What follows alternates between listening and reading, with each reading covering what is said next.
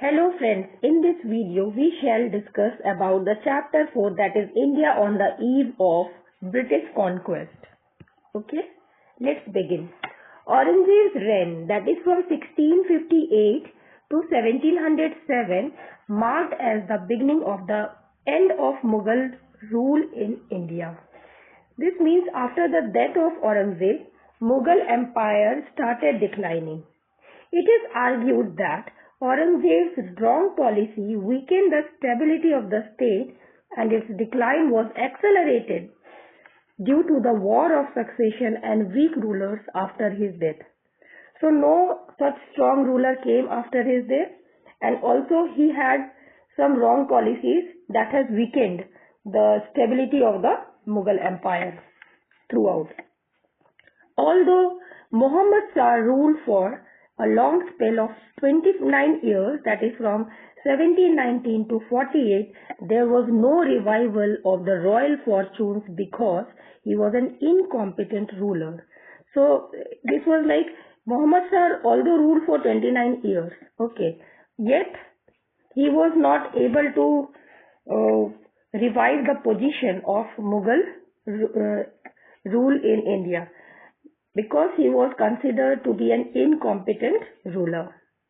During his reign, the independent states of Hyderabad, Bengal, Awadh and Punjab were established. So during his reign, these states like Hyderabad, Bengal, Awadh and Punjab declared themselves as an independent state, and Maratha started becoming stronger.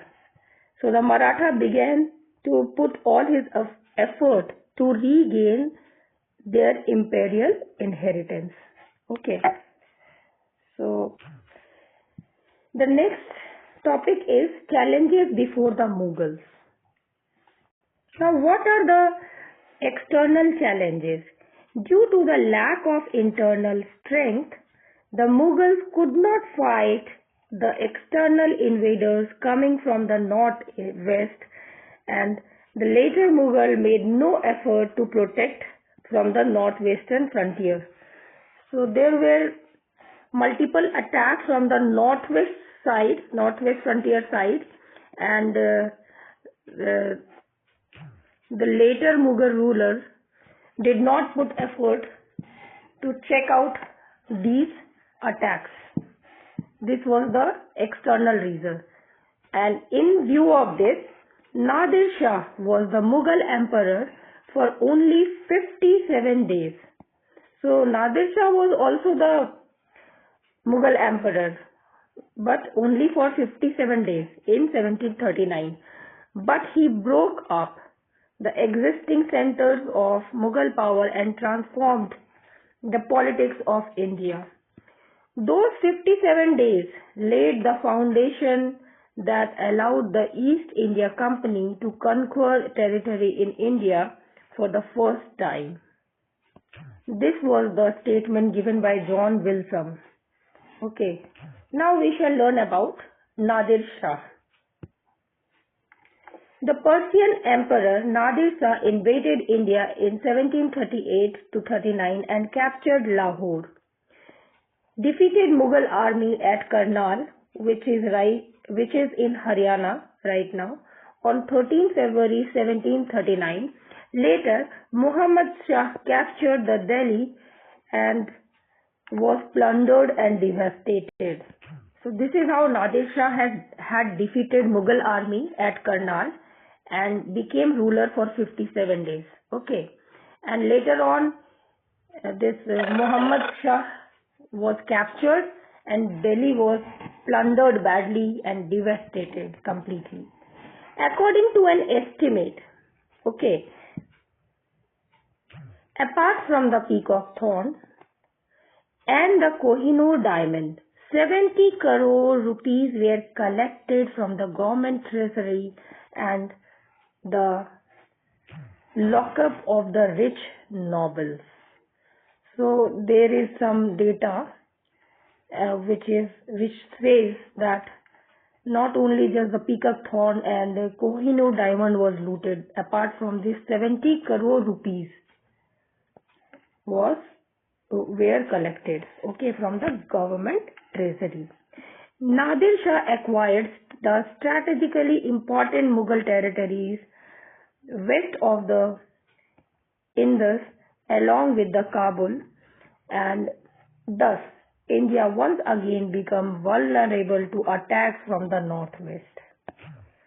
These are the impact of weak Mughal emperors. Next we will see about the Ahmad Shah Abdali or Ahmad Shah Durrani. Ahmad Shah Abdali or Ahmad Shah Durrani who was chosen as Nadir Shah's successor for several after his death in 1747, invaded India several times between 1748 and 1767. Now see, Ahmad Shah Abdali was chosen by Nadir Shah as his successor after his death in 1747. Invaded India several times between 1748 to 67. This was the scenario during those days due to the weak Mughal emperor. He constantly harassed the Mughals who tried to buy the peace by ceding Punjab to them in 1751 to 52. In 1757, Abdali captured Delhi and left Afghan, the caretaker, in the care of Mughal emperor. So this is how Abdali had captured Delhi, and there he did not stay. He will leave one Afghan as a caretaker to take care of the Mughal emperor.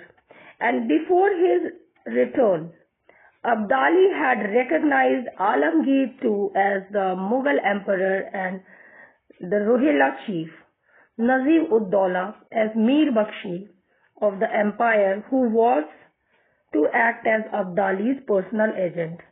So all his men were in Delhi. In 1758, Nazim-ud-Dawla was expelled from Delhi by the Maratha chief, and Raghunath Rao was the Maratha chief who also captured Punjab. So this was the retaliation of Maratha chief. In 1759, Ahmad Shah Abdali returned to India to take revenge from the Marathas. In 1761, Abdali defeated Marathas in the Third Battle of Panipat.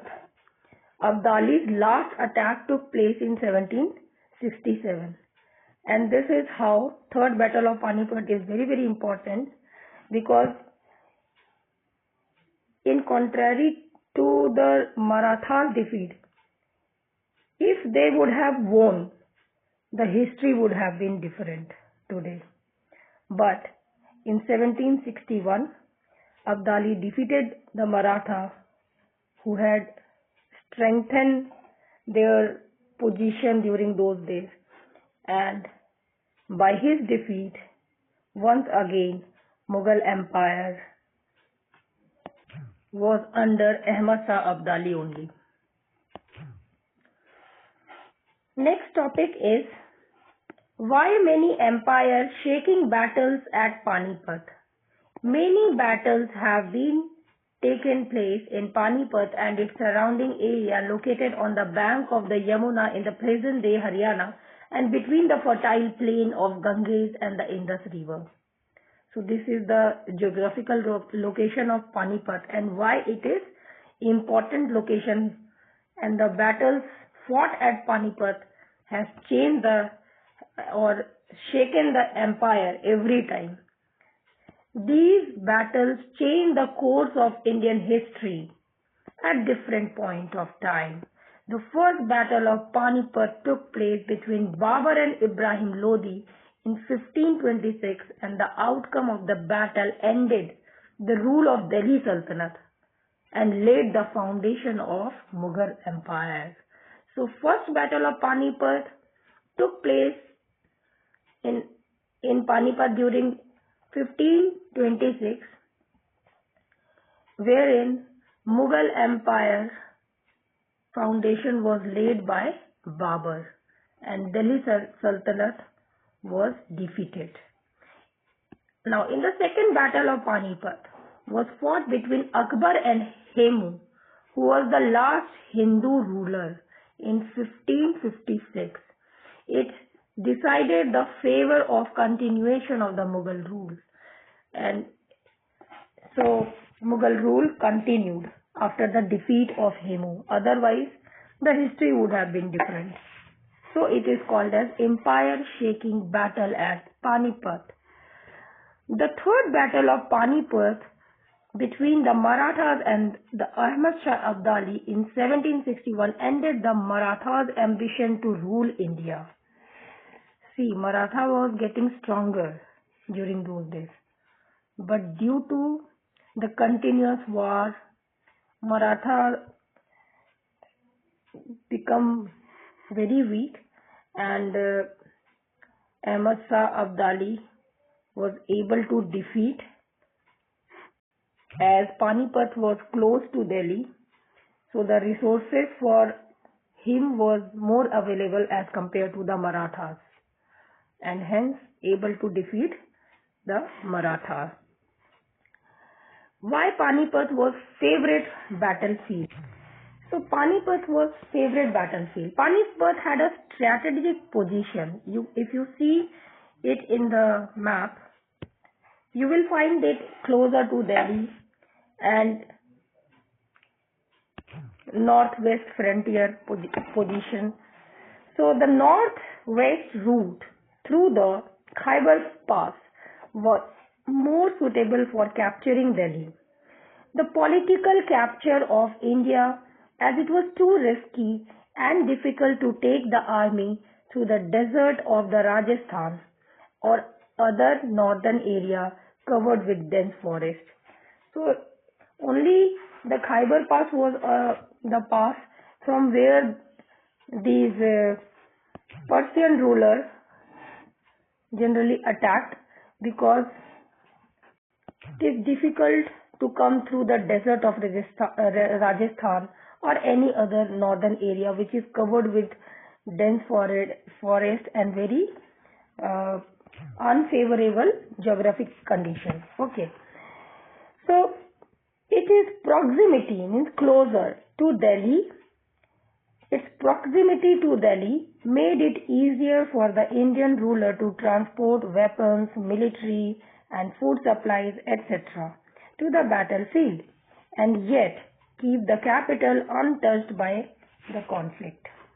The area around the Panipat had flat plains, which was suitable for the movement of cavalry, the main means of the warfare at that time. The construction of the Grand Trunk Road by the Sher Shah Suri in the year 1540-45, Panipat was on this route.